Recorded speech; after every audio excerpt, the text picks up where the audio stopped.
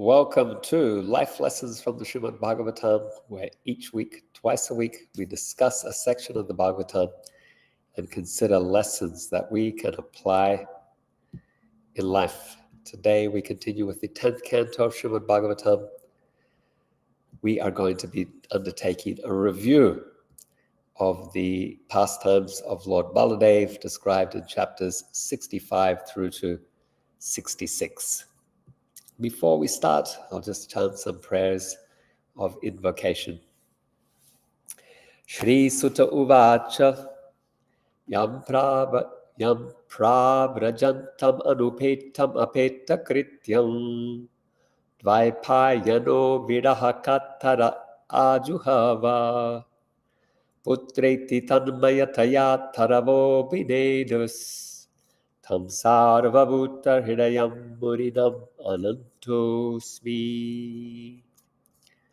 Srila Sutta Goswami said, "Let me offer my respectful obeisances unto that sage Sukadev Goswami, who can enter the hearts of all. When he went away to take up the renounced order of life, sannyas, leaving home without undergoing the reformation by sacred thread, or ceremonies observed by the higher castes, his father, Vyasadeva, fearing separation from him, cried out, 'O my son!' Indeed, only the trees which were absorbed in the same feelings of separation echoed in response to the aggrieved father." That's from the first canto, chapter 2, text 2. Now we'll chant text 3. Ya svanubhavam akila shrutisharamekam adyatmadipam atitir satatam tamodam samsarinam karunayaha purana guhyam tam vyasasuna gurum buddhinam. Let me offer my respectful obeisances to him, Sukha, the spiritual master of all sages, the son of Vyasadeva, who, out of his great compassion for those gross materialists who struggle to cross the darkest regions of material existence, spoke this most confidential supplement to the cream of Vedic knowledge after having personally assimilated it by experience. Text 4. Narayanam namaskritya naram cheva narotamam evim saraswatim vyasam tato jayamute daret. Before reciting the Srimad Bhagavatam, which is the very means of conquest, one should offer respectful obeisances unto the personality of Godhead, Narayana, unto Narayan Rishi, the supermost human being, unto Mother Saraswati, the goddess of learning, and unto Srila Vyasadeva, the author. 2 more verses.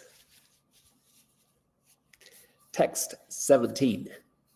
Shridvatam swakata Krishna punya shravana kirtana hridyantasto hyamadrani virunoti suhrit satam.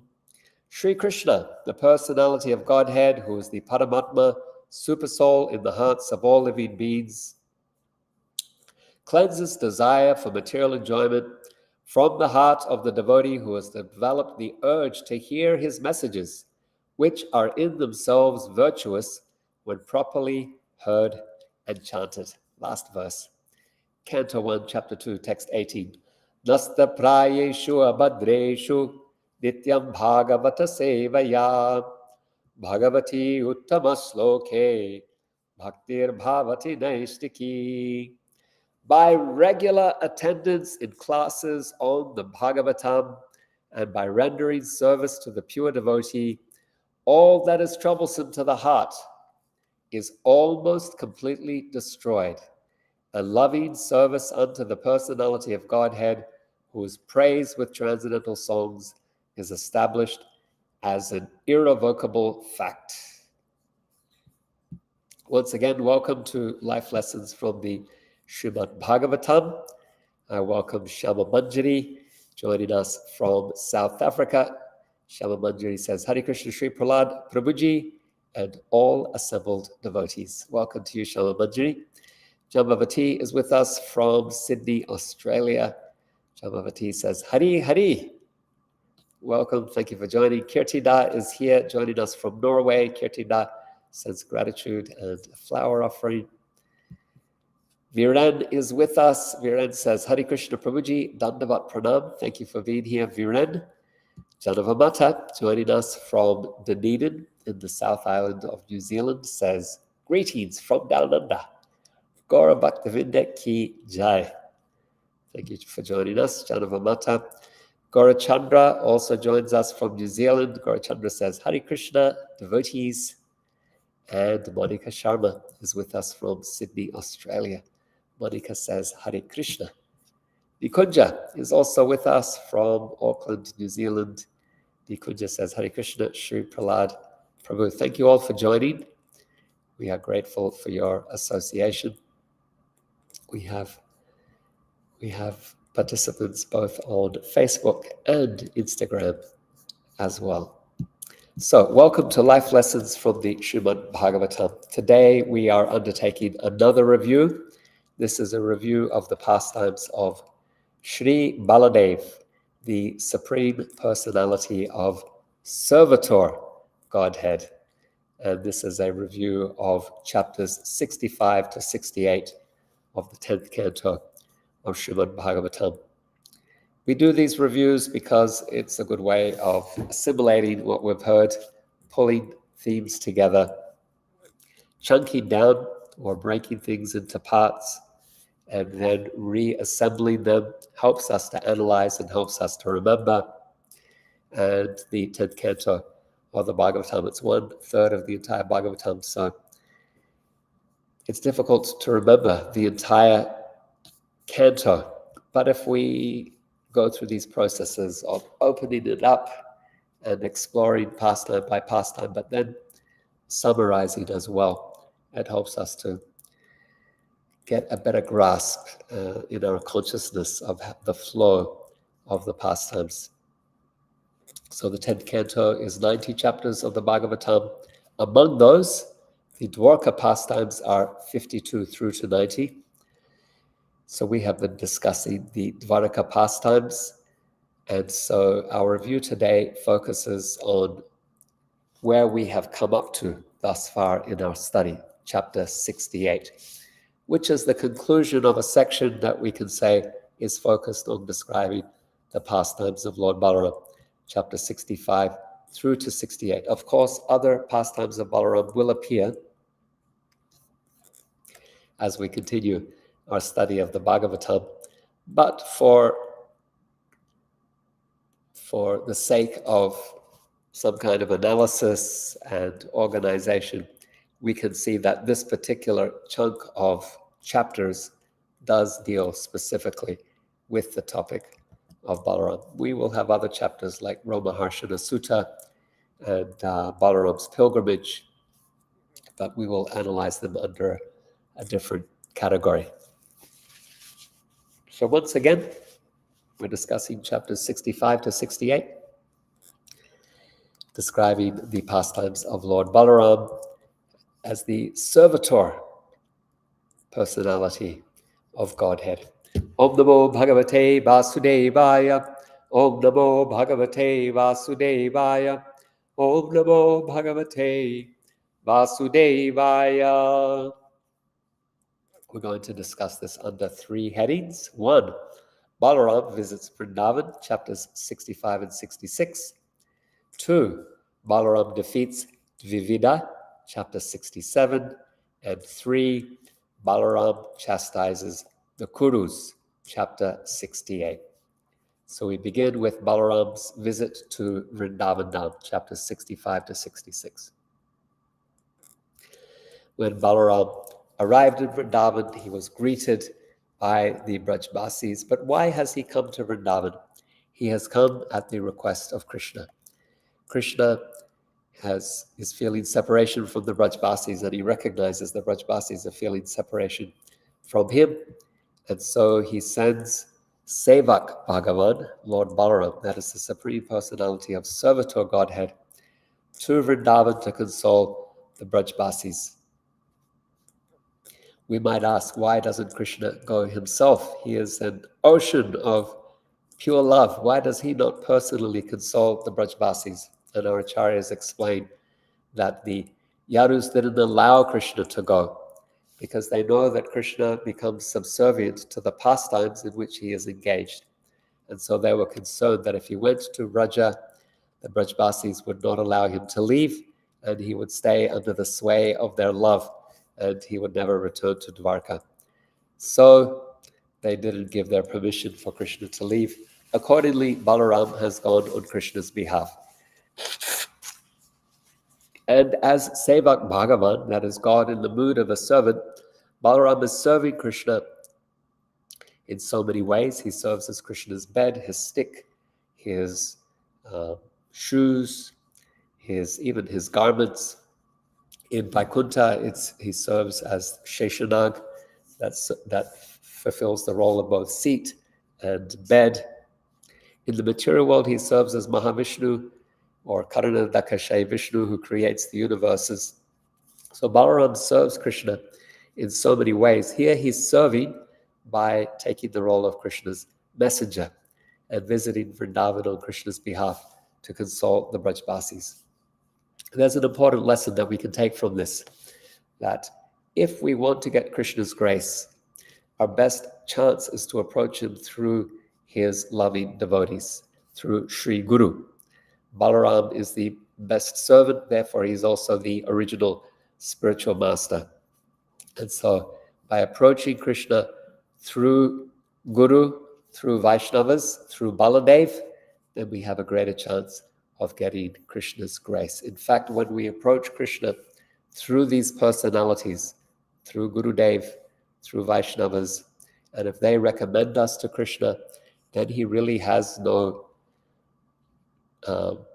he cannot refuse, because he is under the sway of the love of his beloved devotees. So that is our approach. In Vrndavan, Krishna met the gopis, just as Uddhava was sent to Vrndavan with a message to console the gopis. So Sevak Bhagavan, Lord Balaram, he's also been sent with a message to console Krishna's gopis. This is very confidential. It also indicates the trust that Krishna has in his devotees to represent him, to represent his heart. Balaram was also danced with the gopis in Vrndavan, but our acharyas explained that these were not the same gopis that were Krishna's girlfriends. They were a particular group of gopis who were the girlfriends of Balaram. While there, we also learned from this chapter 65 that one night Balaram called to the Yamuna while he was out in the forest of Vrndavan with the gopis, and he had been drinking Varuni beverage and become somewhat intoxicated. He called for the Yamuna to come to him, that he could sport in her waters. She didn't. She ignored his call, thinking him not in a steady state of mind.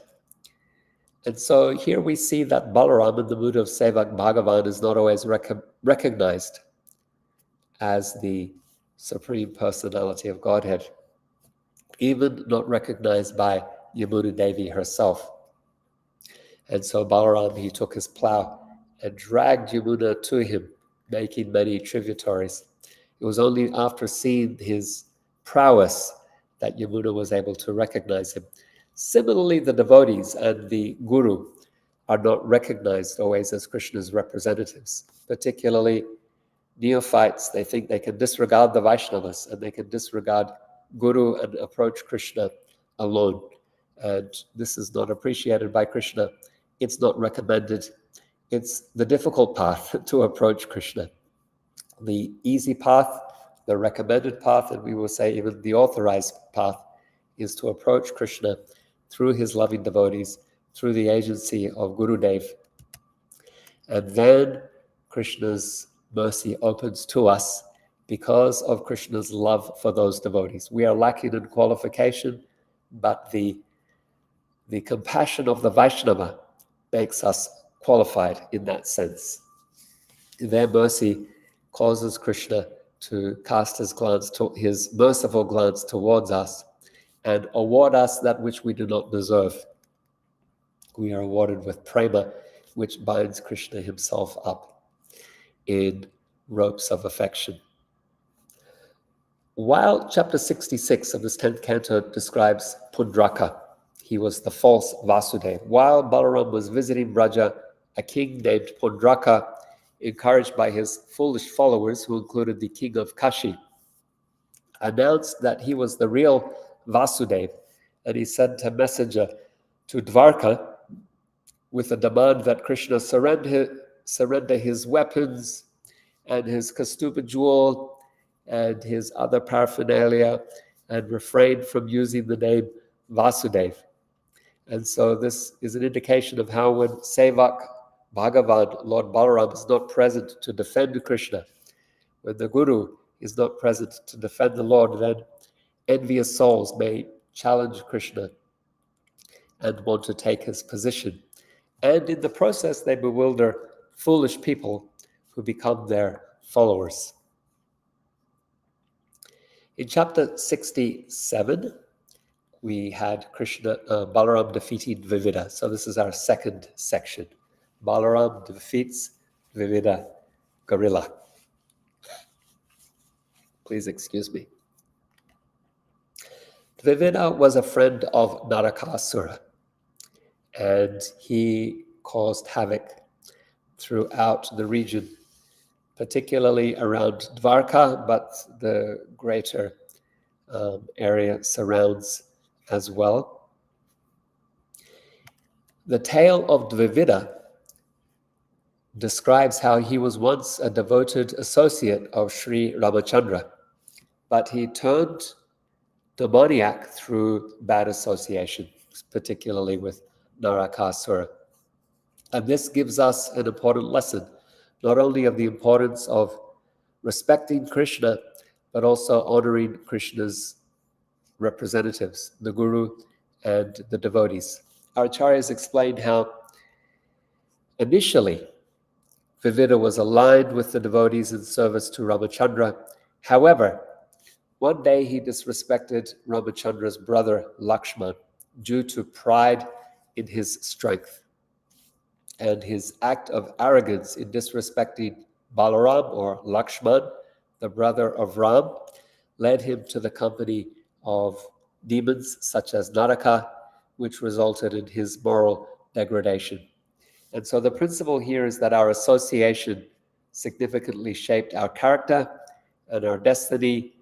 Dvivida's transformation is a cautionary tale for us, highlighting the negative consequences of disrespecting Vaishnavas, disrespecting the spiritual master, and taking to asat sangha or unholy association. They also indicate the opposite, the importance of honoring the spiritual master, of honoring Vaishnavas, and engaging in satsanga, seeking holy association, seeking the opportunity to serve Guru and Vaishnavas. Dvivida was defeated, punished by Balaram. His activities of terrorizing innocent people by causing landslides or avalanches, of causing floods by going into the ocean and agitating the sea, his activities of putting people into mountain caves and closing those caves with big boulders, and eventually his intolerable behavior towards Lord Balaram and his associates as he was dancing in the Raivataka mountain led to Balaram punishing this demon by fighting with him and eventually killing him. So we are reminded here of how the devotee stands up to injustice and indecency and in defending Dharma, because after all, Dharma is created by Krishna, Dharma is pleasing to Krishna,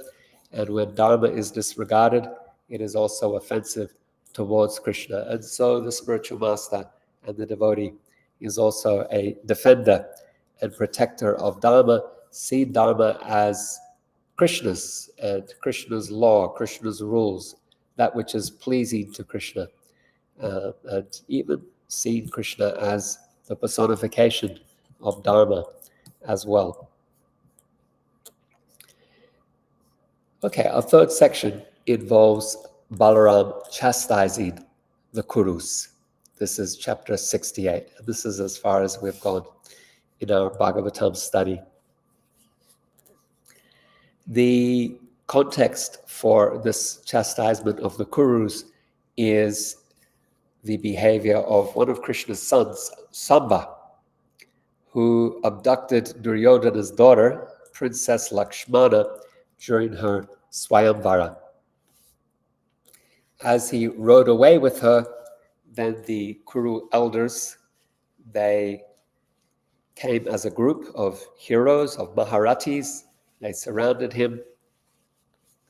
They fought him together, which is against the rules of Kshatriya code, Kshatriya chivalry, and arrested him.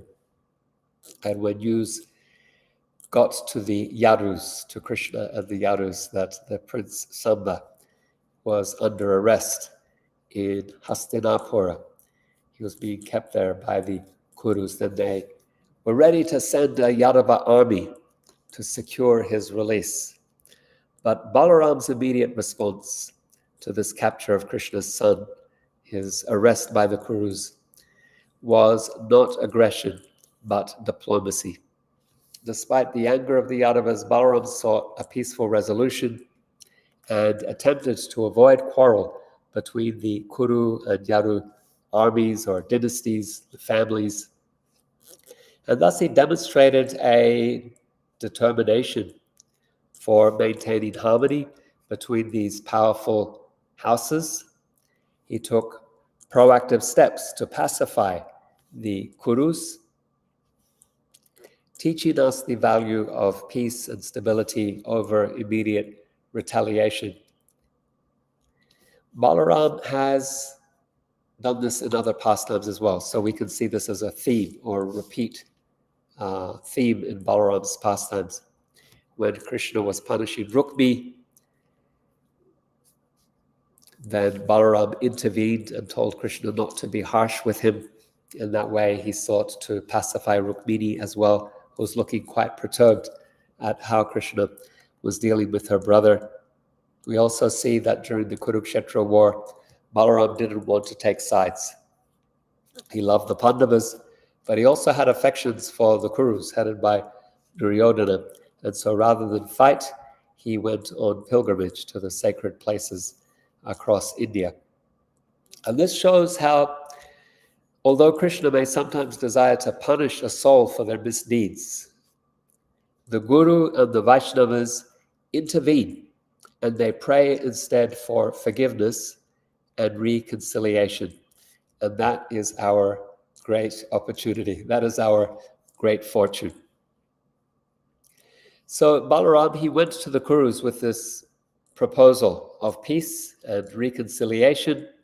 However, they didn't take advantage of what Balaram had to offer. They were offended by the message that he brought from Maharaj Ugrasena, after Balaram had made much effort to convince the Yadavas not to attack the Kurus, but rather to go as a delegation of senior members, respected brahmanas. But when Balaram delivered that message, the Kurus took offense at the language and stormed off back to Hastinapura. And so Balaram became angry, and he was ready to punish the Kurus by, again, taking his powerful plow, Hala. He's called Haladhara, the holder of the plow. And he began dragging Hastinapura into the Yamuna River, causing an earthquake, we could say. When this took place, the Kurus came rushing out of the city. They came before Balaram. They apologized for their offensive behavior towards him and towards Krishna as well. And so we see that Balaram was ready to punish, but when there was remorse shown by the Kurus, then his anger towards them subsided. And we can take a lesson from this. When the conditioned soul doesn't appreciate forgiveness, the forgiveness of the Vaishnavas, the forgiveness of the Guru on Krishna's behalf, and instead criticizes Krishna, then the devotee can become very fierce in Krishna's defense, as seen in Balaram's anger towards the Kurus. Balaram defended Krishna and was prepared to use fierce punishment to set things right. However, his eventual decision to show compassion and forgive the Kurus underscores the transformative power of the Vaishnava's mercy, the Guru's grace, and the possibility for redemption, even repeated possibilities for redemption when there is genuine remorse. So that concludes the review. We can offer a prayer. Dear Krishna, as we reflect on the enchanting stories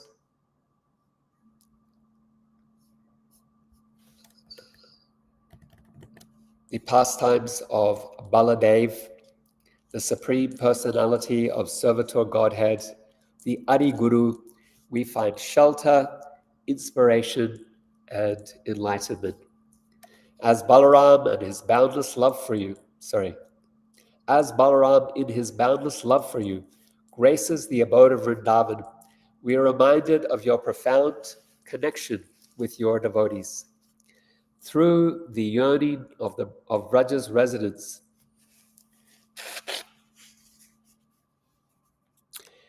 you are drawn to them through bonds of love that tie you to your devotees elsewhere. However, the bonds of love that tie you to your devotees elsewhere also restrain you. We catch a glimpse of your divine play through the prism of Balaram's service as your representative, understanding how the devotees carry a love that captivates even you, the Lord of the universe. In the tender encounter between Balaram and the gopis, we witness the sacred trust bestowed upon your devotee servants. Just as Balaram consoles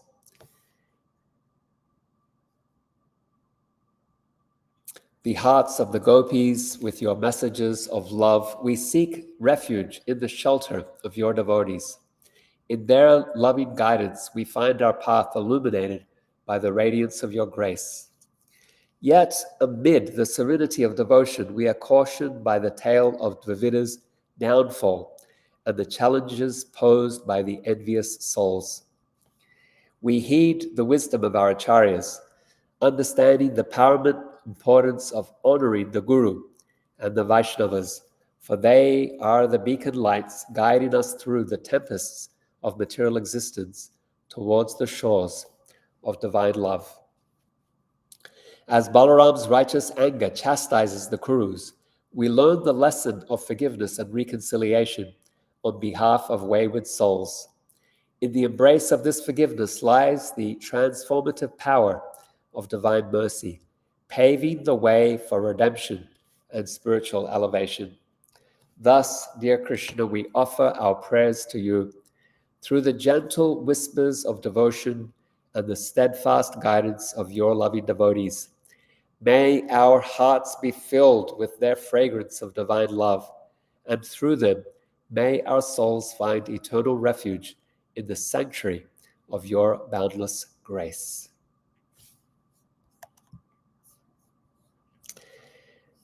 Let me honor those of you who joined as I started speaking. I see Ananda Kirtan is with us, joining us from Mawulamba, most likely.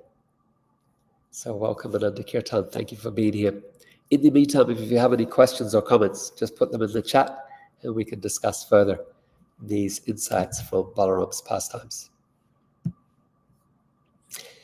Seva Devi is with us from Sydney, Australia. Seva Devi says, Hare Krishna, Sri Prahlada, greetings from the Sevas. Thank you for being here, Seva Devi and Seva Puri. We're loving your Vrndavan peacock emoji. Thank you for your presence and your help with posting the prayers as well. Alicia, joining us from Auckland, New Zealand, says, Kia ora, Prabhu. I'm watching from Coromandel. Hope you're safe and well. So, kia ora, for those of you who don't know, most of you do, I think, who are on this call. Kia ora is a Maori greeting used widely in New Zealand. The Coromandel is the northern peninsula, or on the northern peninsula of New Zealand. If you see a map of New Zealand, there's the part at the very top of the North Island. That's where you find the Coromandel, that peninsula that sticks out. Yeah, it's a very an interesting place to go and explore and be in nature as well. Rasa Stali, joining from South Africa, says, Hare Krishna, Prabhu and devotees, please accept my humble obeisances. Thank you for being here, Rasa Stali.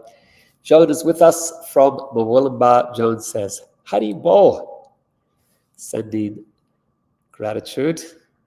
Michelle is with us as well from Bangalore.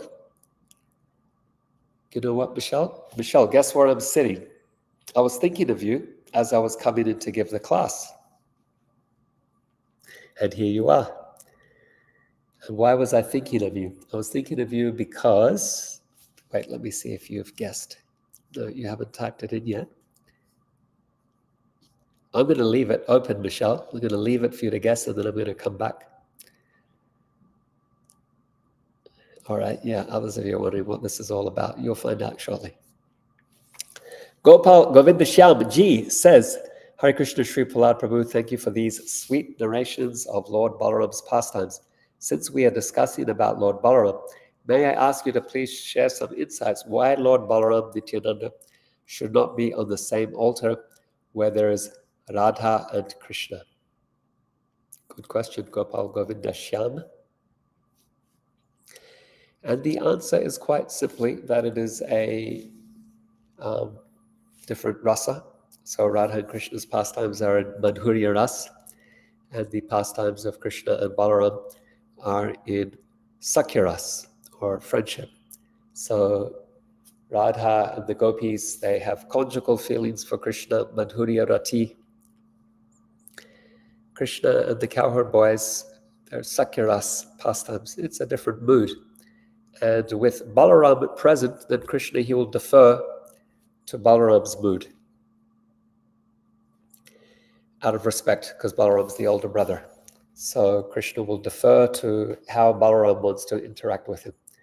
And so Radharani's mood will not be able to be expressed in the presence of Balaram. She will constrain, she'll look down, she'll cover her face with her veil. She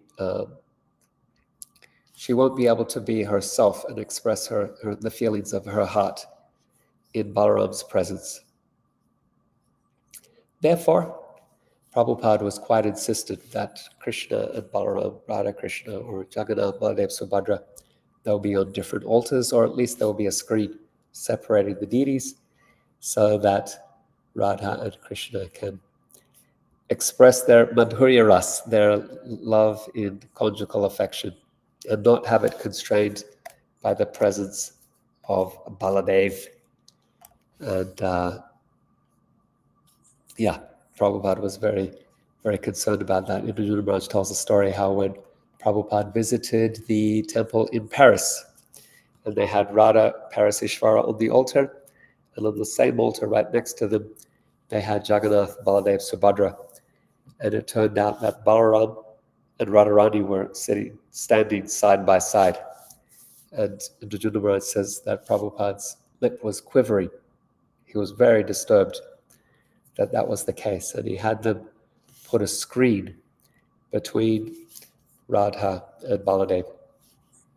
It's not, no, we shouldn't think that there's some kind of conflict or tension between them. Not at all.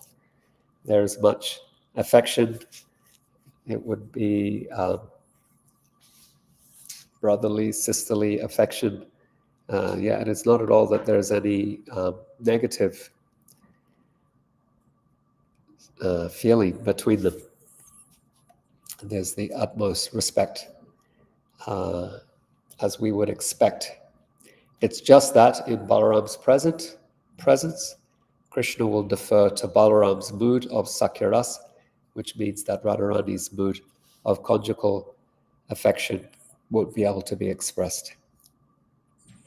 And so in sensitivity to that, Prabhupada was insistent on keeping that separation.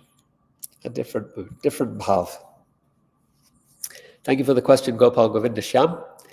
Jambavati says, thank you for the wonderful class and lovely prayer. Thank you, Jambavati, for your enthusiasm and appreciation. Kirtidas says, so beautiful class, very grateful. We are grateful to you, Kirtidas, for your appreciation and gratitude. Also appreciating your Tulsi leaf emoji there. Achutananda, joining us from the UK, says, Hari Bol, Sadhu. Hari Bol Achutananda, thank you for joining us. Grateful to see your name here. And here's Michelle's answer. Michelle says, studio and then Bhakti Center. Absolutely. And what this has to do with Michelle is that Michelle and Lalita, Michelle's daughter, they are the people who did the renovation for this room. So this is the yoga studio in the Bhakti Center. I'm here doing some other seva. And then I stopped that seva to come and give this class to be in your association. So I'm using the Bhakti Center studio for this class. And as I walked into the studio, I was thinking of Michelle. And I was thinking of Lalita as well. And appreciating your service in designing this studio. And there we are. We see your name. Serendipity. So thank you for joining, Michelle. Very happy to have you here. Janabamata says, beautiful prayer, wonderful pastimes, ever fresh and full of nectar. Such inspiration. Lord Balaram shows us the way. He does indeed. As Sevak Bhagavan, he shows us the way of seva. And in his forgiveness and his desire to connect the souls to Krishna, he shows compassion and grace. So as spiritual master, and hence he is the original spiritual master, the Adi Guru. So we depend on Baladev's mercy, Baladev's grace to enter into Krishna's pastimes, or to receive Krishna's grace and mercy. The Guru imparts transcendental knowledge, and it is knowledge of our relationship with Krishna and our nature, and that is to serve Krishna and to find our happiness in service to Krishna.